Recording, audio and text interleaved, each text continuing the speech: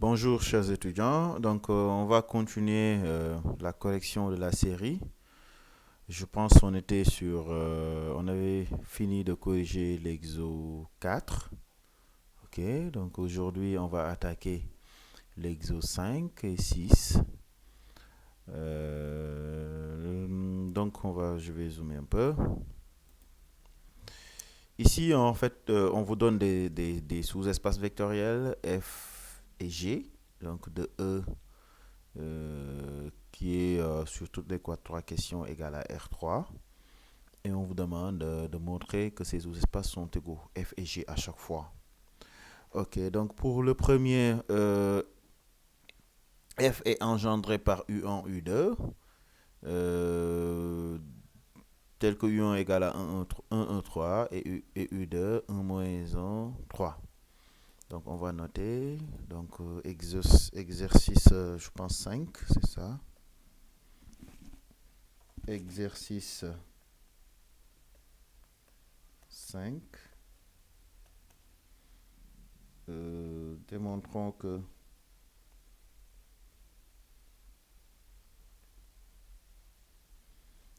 que ces sous-espaces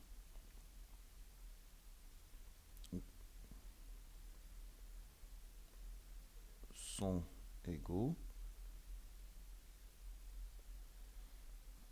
Voilà, donc ici, avant de commencer, il faut savoir que il y a plusieurs manières de démontrer que deux sous-espaces sont égaux. La manière la plus naïve, c'est ceci, c'est en termes d'ensemble, F et G. Parce qu'ici, on ne nous a pas demandé de montrer que c'est un sous-espace. Donc ici, on a des sous-espaces, il faut montrer juste qu'ils sont égaux. Donc F est égal à G, si et seulement si, ça c'est la méthode naïve. F inclus dans G et G inclus dans F. Il faut montrer les deux par exemple. On peut dire aussi, comme on est en dimension finie, euh, donc comme dim de E est fini, donc ça veut dire que dim des sous-espaces aussi fini. F égale à G, si et seulement si. On montre que l'un et donc les deux ont même. Donc l'un est inclus dans l'autre, c'est-à-dire ici, soit vous montrez que F est inclus dans G, ou que G soit inclus dans F, et dimension de F égale à dimension de G. Donc si on a les deux dimensions égales, il suffit juste de montrer que l'un est inclus dans l'autre. Ok, et aussi l'inclusion d'un ensemble, donc ça c'est un rappel aussi. L'inclusion d'un ensemble est caractérisée ainsi, c'est-à-dire F inclut, excusez-moi, donc c'est des rappels. Vous montrez juste qu'il y a plusieurs techniques quand même qui marchent. Donc F est inclus dans G, si et seulement si, quel que soit X appartenant à F, alors X appartient à G. Ok? Bah, l'égalité même peut être démontrée ainsi. F inclus est égal à G si et seulement si X dans F est équivalent à dire que X est dans G. Donc, quel que soit X, un élément de E. Ok? Donc, il y a plusieurs manières pour démontrer ça. Aussi, maintenant, on peut utiliser aussi les systèmes euh, générateurs.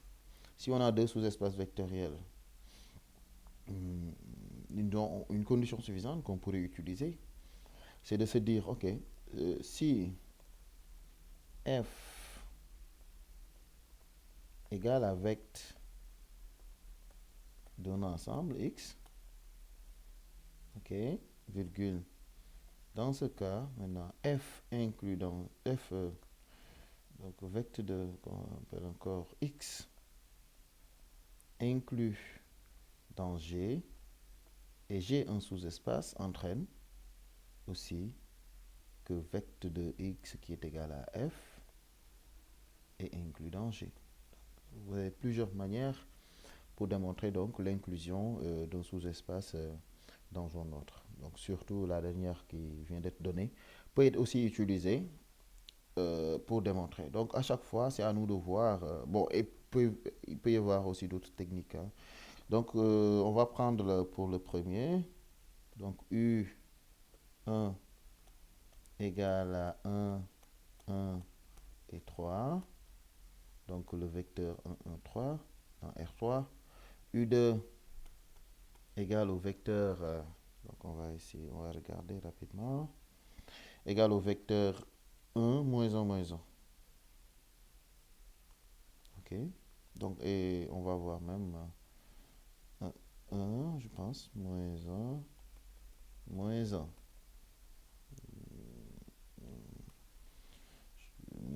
1, moins 1, moins 1. Maintenant, l'autre qui est V1, c'est 1, 0, 1. Et V2, 2, moins 1, 0. Donc, 1, 0, 1 pour V1. V1, c'est 1, 0, 1. Ok. Et maintenant, V2 égale à, donc le dernier, égale à 2 moins 1, 0. 2 moins 1, il faudrait que je vérifie encore. 2 moins 1, 2 moins 1, 0. Voilà, donc je pense que tout est OK. Et maintenant, naturellement, ici, E égale à R3. F égale vecteur de U1, U2.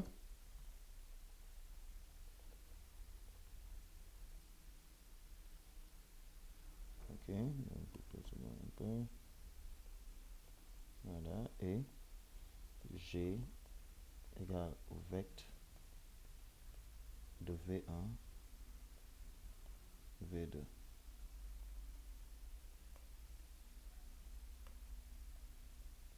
Voilà. Maintenant, ici, on peut essayer de voir parmi les techniques qui sont là. Vous voyez bien là, à chaque fois, les espaces vectoriels sont engendrés par deux vecteurs. Donc, pour calculer les dimensions, c'est facile parce que on a les systèmes générateurs. Dès qu'ils sont pas, qui sont formés de vecteurs non nuls, donc dès qu'ils ne sont pas collinaires, alors la dimension est égale à 2. Et effectivement, on le voit ici, U1 n'est pas collinaire à U2, V1 n'est pas collinaire à V2. Vous voyez, les deux espaces ont même dimension. Après, il reste juste à montrer que l'un est inclus dans l'autre. Donc, comme U1 donc n'est pas parallèle à U2 et V1 n'est pas aussi collinaire à V2 parce qu'on n'a que deux vecteurs. Attention, si on n'avait pas trois vecteurs, il ne fallait pas utiliser cette méthode. Il fallait utiliser donc montrer que le système est libre ou extraire une base. Alors, U1, U2, virgule, la famille aussi V1, V2, V1, V2 sont des familles libres. Ce qui entraîne. Donc, ce sont des bases pour comme on l'appelle encore, pour F et pour G respectivement. Donc, U1, on va détailler. U2, base de F et V1, V2, base de G. Ce qui entraîne la dimension de F égale à 2, mais aussi égale à la dimension de G. Donc, il nous reste juste à montrer que l'un est inclus dans l'autre. L'un inclus dans l'autre, on peut utiliser ce que j'avais mis en haut, on peut utiliser par exemple ceci, parce qu'on a des sous-espaces. On peut aussi utiliser d'autres techniques, notamment définir les deux ensembles en termes d'équations et montrer que les systèmes d'équations qui les définissent sont les mêmes. Mais bon, on va montrer juste que l'un est inclus dans l'autre. D'accord? Donc ici, il reste juste, je prends le noir,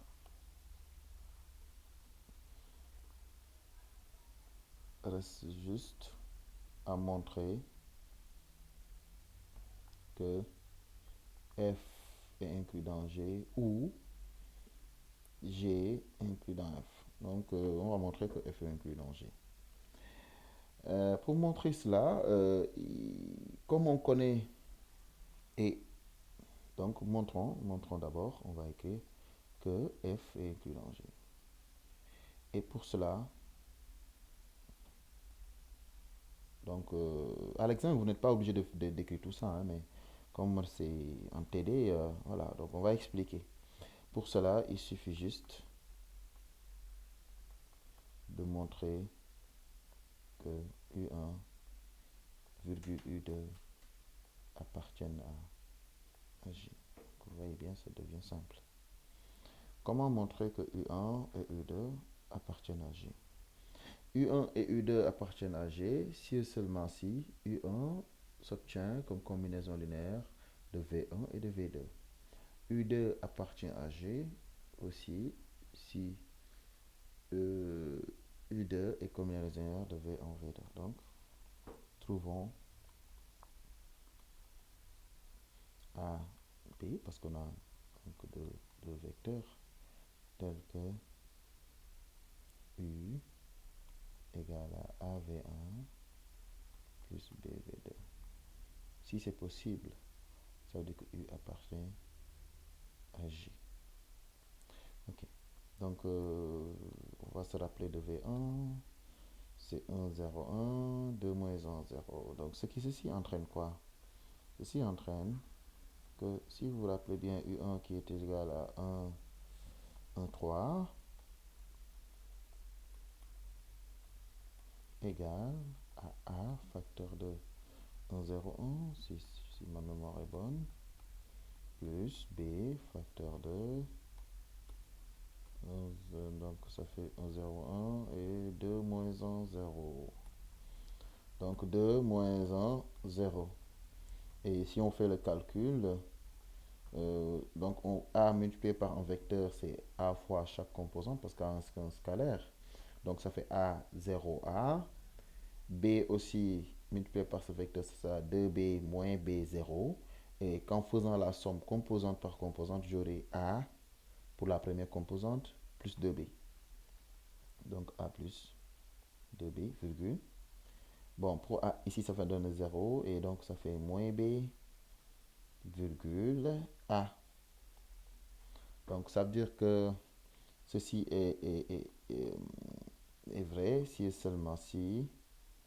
Donc, première composante égale à ça. Donc, A plus 2B égale à 1.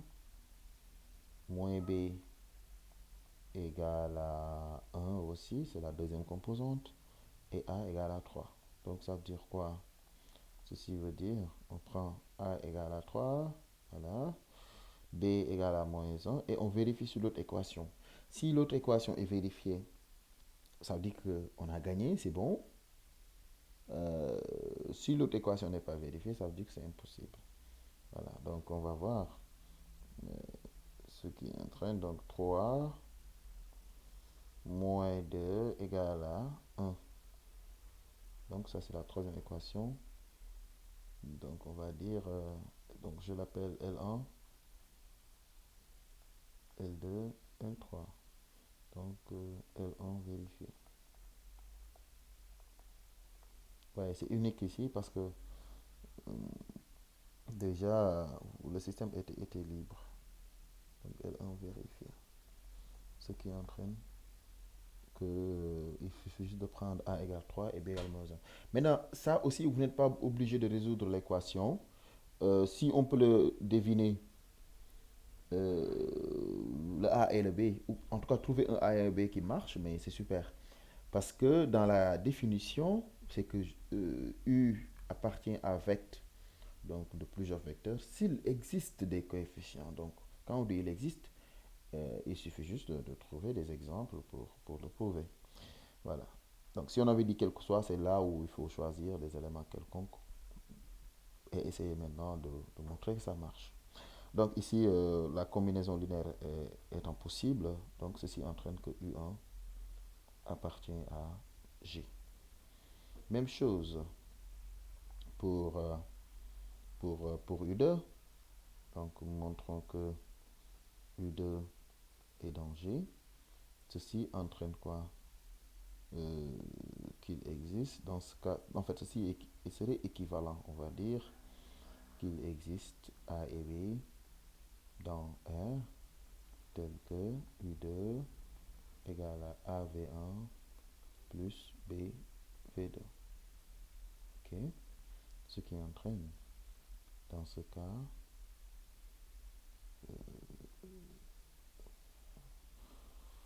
U1, U2, c'est quoi encore? U2, U2, U2. U2, U2, U2, U2, c'est 1, moins 1, moins 1. Donc 1, moins 1, moins 1, égale à A fois 1, 0, 1, B fois 2, moins 1, 0, etc. Donc l'inconnu ici, c'est A et les inconnus sont A et B. Donc si on fait le même calcul, on aura les mêmes choses. Voilà, et ceci va donner le système d'équation A plus 2B égale à 1. Moins B, toujours, voilà, mais ici ça va faire moins 1, c'est la deuxième composante. Et A égale à moins 1. Est-ce qu'on a une solution? Bah, on va vérifier, ça c'est L1, L2, L3. Avec L2, L3, on a des valeurs possibles, en fait des valeurs uniques pour A possible. Donc pour B, je pense voilà, ça va donner 1. On va vérifier maintenant l'autre équation.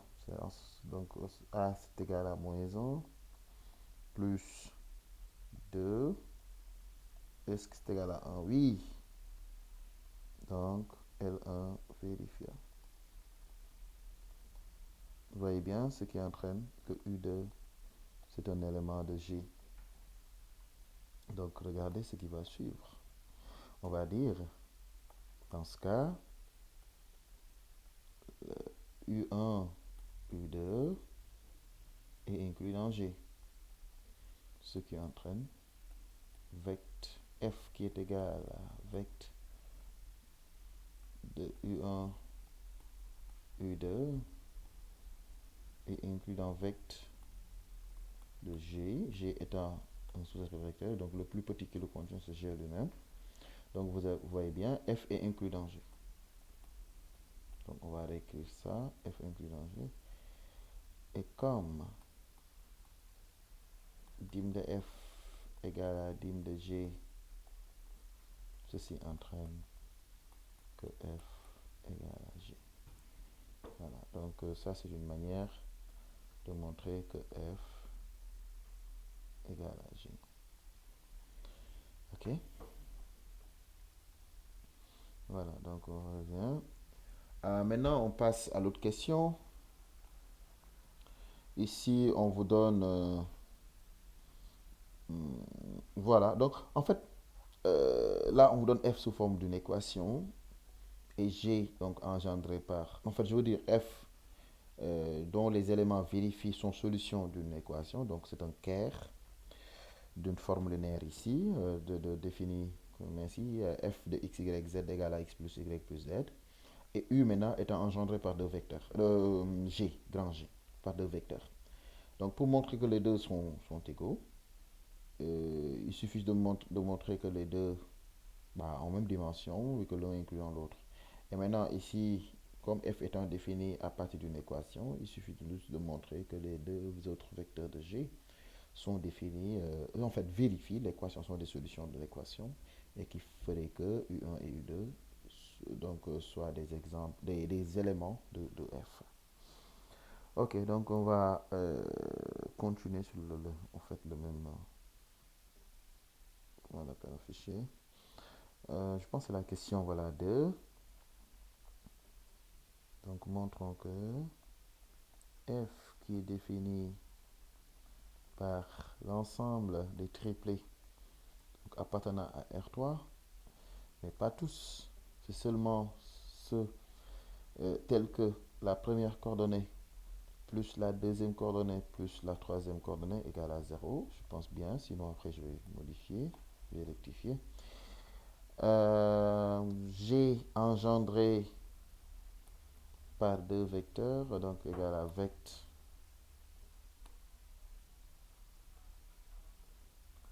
Je ne sais pas comment on va l'appeler U1, comment ça a été appelé. C'est U1 et U2. 1, 1, moins 2. 1, moins 4, 3. Donc, vecteur de deux vecteurs U1, U2 avec U1 égale à 1, 1, je pense, moins quelque chose. Hein. Donc, je vais parler fort. Donc, 1, 1 moins 2, 1 moins 4, 3. 1, 1 moins 2, 1, 1, 1 moins 2. Et U2, 1, 4, 3. Ok. Donc, 1, 1 moins 2, 1 moins 4, 3. Donc, moins 4. 1 moins 4, 3. Donc, on va écrire clairement. Moins 4, 3. Voilà. Donc, ici, bon, U2, voilà, U2 n'est pas collinaire à U1. Voyez bien. Ceci entraîne, d'après ce qu'on avait dit tout à l'heure, des dîmes de G égale à 2. Parce que le SEM est libre et générateur pour. Donc, sur G, donc, sa dimension est égale à 2. La dimension de G. Parce que le système va être une base de G. Et maintenant, pourquoi f est de dimension 2? C'est parce qu'ici, f étant défini par une équation, donc qui diminue un degré de liberté. Mais ça, on va le prouver quand même. On va prouver que f est de dimension 2, mais c'est assez simple. On va dire soit un vecteur x de coordonnées x, y, z, donc dans R3, appartenant à f. Alors, x plus y plus z égale à 0. Bon, je vérifie bien l'équation que c'est plus partout quand même, pour ne pas commettre d'erreur. Plus, voilà, c'est bon. Parce que sinon, on peut avoir des surprises. Donc ici, je vais tirer une variable en fonction des autres, parce que j'ai un système de trois inconnus, comment on appelle encore, un système à une équation euh, contenant donc trois inconnus, donc vous voyez bien, on ne peut qu'exprimer une variable en fonction des deux autres. En l'occurrence, on va choisir z par exemple, moins x, moins y. On va remplacer sur x. Voilà, comme ça, il n'y aurait plus de dépendance entre les variables. X, virgule z, virgule, moins x, moins z. Voilà, donc ici, on est libre de tirer n'importe quelle variable et de remplacer avec l'autre. Donc ici, ceci va être, on va scinder maintenant, ce qui se ressemble, les x à gauche, x. Ici, il y a c'est 0x, donc c'est 0. Ici, vous avez moins x, plus maintenant, ce qui reste. Donc 0, y et moins y. Donc ceci, on peut bel et bien factoriser par x. Ça fait 1, 0, moins 1, plus y facteur de 0, 1, moins 1. Donc vous voyez bien ici que le x appartient au vecteur de deux vecteurs qu'on va nommer ici. On va appeler ce gars-là, on va l'appeler V1 et ce gars V2. Donc on voit que ici ça appartient à vecte de V1, V2. Et V1, V2 aussi vérifie les équations. Ce qui veut dire que vecte de V1, V2 aussi est inclus dans F, donc égalité. Donc ce qui entraîne que F égale à vecte de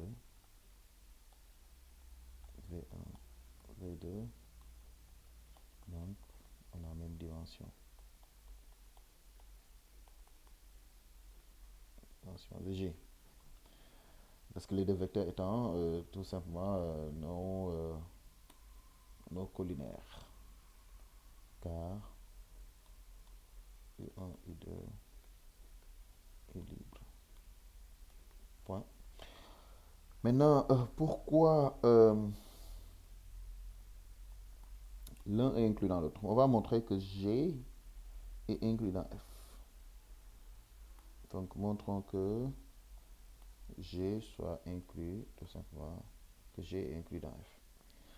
Donc, pourquoi G est inclus dans F? Donc, on pose l'équation. Posons EQ l'équation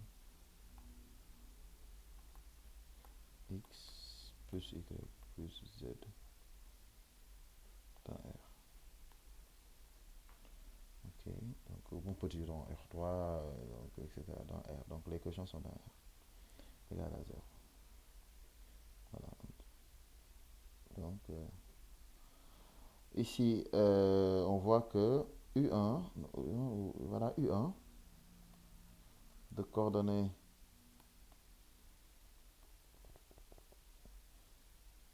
1, 1, moins 2, 1, 1, minus 2, vérifie EQ, l'équation. Pourquoi ça vérifie l'équation? Car 1 plus 1 moins 2 égale à 0. U2, donc que 1 moins 4, 3, vérifie aussi.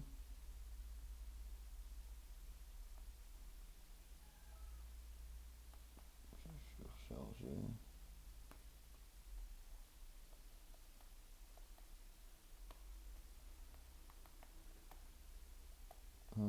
Moins 4 plus 3 égale 0.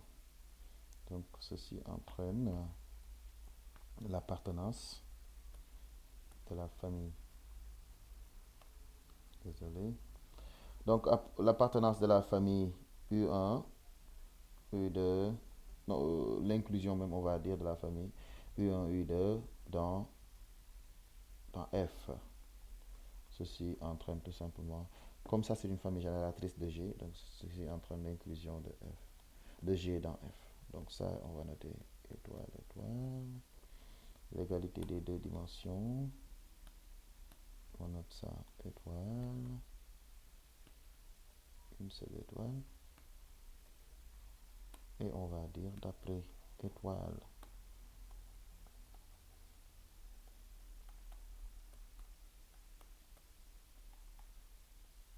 Oui. Alors, F égale à G. Bon, je pense qu'il nous reste la troisième question où F est égal au vecteur de 2, 3, moins 1, 1, moins 1, 2, G égale au vecteur de 3, 7, 0, 5, 0, moins 7. Donc en fait ça ressemble à la première question quand même. Il faut utiliser la même technique que la première question. Ou bien vous transformez l'un des espaces ou bien les deux pour que ça ressemble à l'ensemble F de la deuxième question. Donc vous prenez un x, y, z appartenant à ce f là et donc il est combinaison d'une et des autres. Et là ça vous permet de déterminer une équation ou 2, voilà. Donc, naturellement, ça va être une équation qui permet de caractériser les éléments appartenant à F. Et donc, on fait soit la technique qu'on vient de faire, montrer que les deux autres vecteurs qui sont dans G vérifient l'équation, ou bien définir chaque ensemble F et G à partir d'une équation que les vecteurs doivent vérifier et montrer que ces deux équations sont les mêmes. Dans ce cas, on a une seule équation qui caractérise donc les éléments de F et de G, ce qui veut dire, et quand on parle d'équation ici, donc c'est par rapport juste au care donc d'une application linéaire, parce qu'en réalité, les solutions appartiennent au care de l'équation associée, donc de l'application associée à l'équation. Ok, donc je pense qu'on peut sauter cette question et attaquer l'exo 6. Ok. Ici, étant donné f défini ainsi par l'ensemble des vecteurs de la forme x moins y, 2x moins plus y plus 4z, 3y plus z, tel que x, y, z se balade dans R. Donc c'est à nous de montrer que f, comme demandé à la question, dans la question, que f est un sous-espace factoriel de R3. Ok. Et ensuite, maintenant, de démontrer une base de f, non, de donner une base de f et de, éventuellement aussi donner la dimension de f. Et on demande maintenant, comme dernière question, si f égale à R3. Ok. Donc ici, pour montrer qu'on a un sous-espace vectoriel, je pense qu'on a les techniques. Soit montrer que l'ensemble est non vide et que maintenant qu'il est stable par combinaison linéaire, ou bien montrer que c'est engendré par un système de vecteurs. Ça aussi, ça marche. Donc je pense ici même la deuxième manière éventuellement de montrer que c'est égal à un vecteur, c'est plus rapide. Ok. Voilà. Et avec ça même aussi, ça nous permet d'enchaîner la deuxième question parce que ça nous permet d'extraire une base sur le système générateur obtenu et éventuellement trouver la dimension. Donc vous voyez, c'est un peu plus intéressant de montrer que f égale à un vecteur de vecteurs. Ok. Donc on va aller répondre à cette question. Voilà, on va montrer les choses. Je pense que je vais photographier f, ça est là. Donc ici, f égale à ensemble de quoi D. Donc les accolades signifient qui s'ouvrent et qui se ferment signifient ensemble. J'ai vu beaucoup d'étudiants quand même qui négligent ces choses-là. C'est très dangereux à l'examen. Donc x moins y, voilà, c'est l'ensemble maintenant des x, voilà, donc des triplés de la forme x moins y, 2x plus y moins, non, plus 4z, virgule, 3y plus 2z, tel que, maintenant là on se pose la question de savoir c'est quoi x, c'est quoi y, c'est quoi z, ils sont dans quel ensemble, etc. Et là on se dit, ces éléments-là se baladent indépendamment l'un de l'autre dans R. Voilà. Et la manière dont c'est défini aussi les variables x, y, z, leur nom ou bien en tout cas en fait ce qui est important ici c'est leur position. Voilà, c'est des variables muettes. Donc, il ne faut pas les prendre comme définies en fait. Parce que voilà, l'ensemble même pouvait être, comment on l'appelle, vide aussi. Donc, ici, si on veut manipuler des éléments, c'est à nous de les définir. De dire soit, et maintenant, x. On peut prendre maintenant n'importe quel élément. Des A, B, C dans R, des X, Y, Z dans R, LMNM dans R, etc. Donc ici, On va dire x moins y, comme dans l'énoncé. On va emprunter le même nom de variable. 3y plus 2z, un élément de f. Donc on va dire un élément d'abord de R3. Donc c'est un tel que maintenant x avec, on va dire avec, okay, x, y, z, trois éléments quelconques de R. Voilà. Donc ça veut dire que ici, x est un élément de grand F. On aurait pu dire aussi soit x est un élément de grand F, alors il existe y, z dans R tel que x égale à x moins y, 2x plus y plus 4z, 3y plus 2z. C'est la même chose. Donc x appartient à grand F parce que ça vérifie toutes les conditions. Et maintenant, on va remarquer, or, x égale à quoi? Donc on va scinder x en somme de trois vecteurs dépendant de x, y, z. Donc ici, je dis x. En fait, on va faire directement parce que maintenant, on doit être habitué. Première coordonnée, il y a un x, donc son coefficient, on le met, c'est 1. Deuxième coordonnée, il y a un x, encore son coefficient, c'est 2. Et troisième coordonnée, il n'y a pas d'x, donc le coefficient est égal à 0. X n'apparaît pas.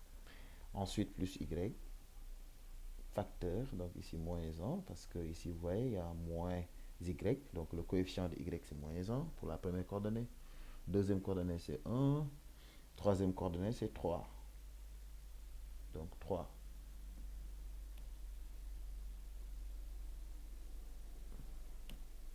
Ok, d'accord. Ensuite, maintenant, plus z. 0. C'est vraiment simple, hein? C'est vraiment très simple. Et à chaque fois, essayez de refaire la somme de ces trois, ou voilà, après décomposition, et vérifier est-ce que vous obtenez le vecteur x de départ. Donc vous voyez bien ici, en posant, je change de couleur, ceci égale à u, v, w. Donc on a tout élément de f et appartient au vecteur de ces trois vecteurs. Ceci entraîne donc que f égale à vecteur de u, v, w. Donc vous voyez bien, étant sous esp de R3. Voilà, parce que les vecteurs sont dans R3. Point. Maintenant, deuxième question. Ça, c'est l'exercice 6. Hein. Donc, j'enlève ça. Exo 6. Donc, on attaque la deuxième question. Ça, c'était la première question. Donc, on a répondu à cette question ici. Donc, 2. Montrons, donner une base de f. Voilà. Donnons une base de f.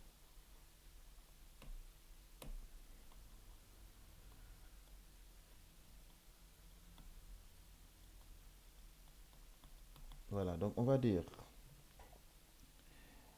B, le système B est générateur de f, donc on peut, oh, il ne reste pas beaucoup d'espace, y extraire une base, ok, de f. Il suffit juste de montrer que la famille est libre pour que ça soit une base. Sinon, d'éliminer les vecteurs qui sont combinaisons linéaires des autres et continuer le processus pour avoir donc un système libre. Ok. Maintenant ici, on va poser donc une combinaison linéaire qui donne 0. On va voir maintenant si on peut y extraire une base ou bien si on obtient en fait, un sous-ensemble qui soit une base, ou bien si le système est libre. Ok, donc soit alpha, oh, oh, c'est quoi ça? Voilà, alpha, bêta, gamma, des éléments du corps de base. Le corps de base ici, K égale à R. Donc R tel que alpha U bêta V plus bêta V plus gamma W égale au vecteur nul. Ok. Ceci, maintenant, on remplace directement alpha U. U, c'est 1, 2, 0. Donc, première coordonnée, c'est alpha. B, comment ça s'appelle V, à la première coordonnée, c'est moins 1, multiplié par bêta. Donc, ça fait moins bêta. Et pour gamma, c'est 0. Donc, parce que W a pour première coordonnée 0. Donc, virgule. Ok, on fait de même pour les autres. 2 alpha plus bêta plus 4 gamma, virgule 4. Il n'y a pas d'erreur ici. Ok, non, c'est bon. Plus 4 gamma, 4, je vais quelque part. Pour la deuxième coordonnée, oui, c'est bon. Ok, ici, non, ok, d'accord, c'est pas 4 ici. Voilà, donc ça fait 3 bêta. Ok, parce que alpha pour la troisième coordonnée, c'est ici, vous voyez bien, c'est 0. Donc alpha fois 0, ça fait 0. Bêta qui est là fois 3, ça fait 3 bêta. Et gamma fois 2, donc ça fait 2 gamma. Et ça, c'est égal au vecteur nul de R3 qui est égal à 0, 0, 0. Donc ce qui fait qu'on a un système d'équation.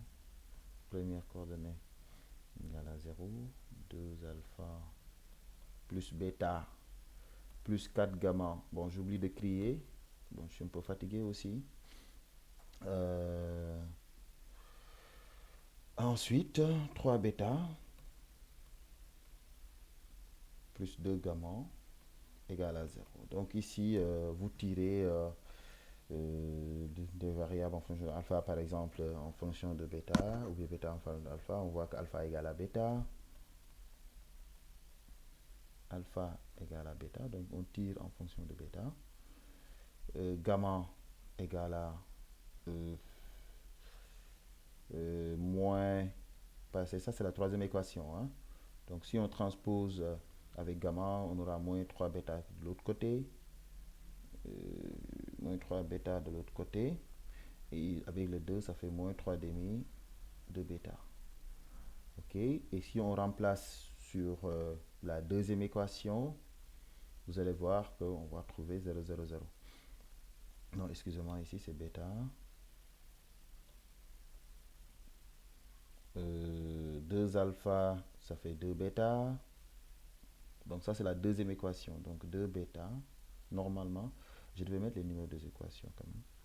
Donc ça c'est L1, L3, L1, L2, L3. Donc 2 bêta plus bêta, plus 4 gamma. 4 gamma, ça va faire moins 4 sur 2, ça fait 6. 4 sur 2, ça fait 2. 2 fois 3, donc 6.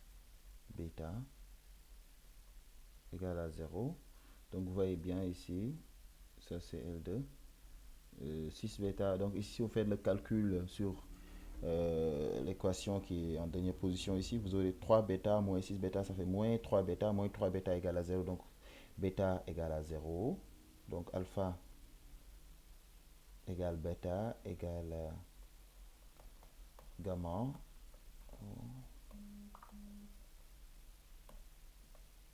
égale à 0. Ce qui entraîne B est libre. Donc une base